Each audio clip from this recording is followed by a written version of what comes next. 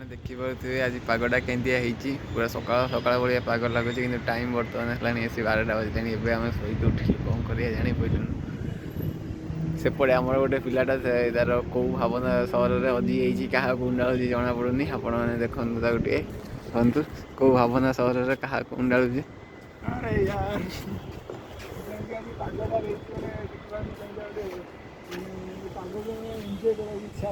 आपण मैंने देखिपे आज पग केमी सुंदर नजारा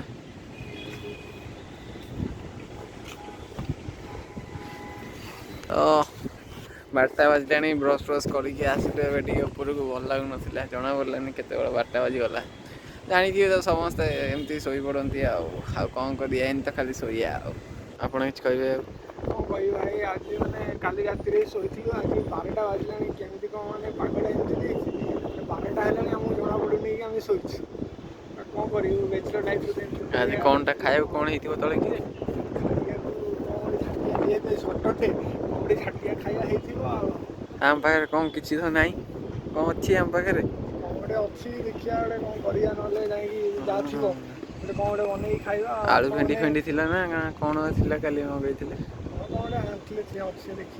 हौ चलो गोटे कौन कर 5 मिनिट है आम दिज भितर बाड़ा पिटा हो कौन हम कौन ना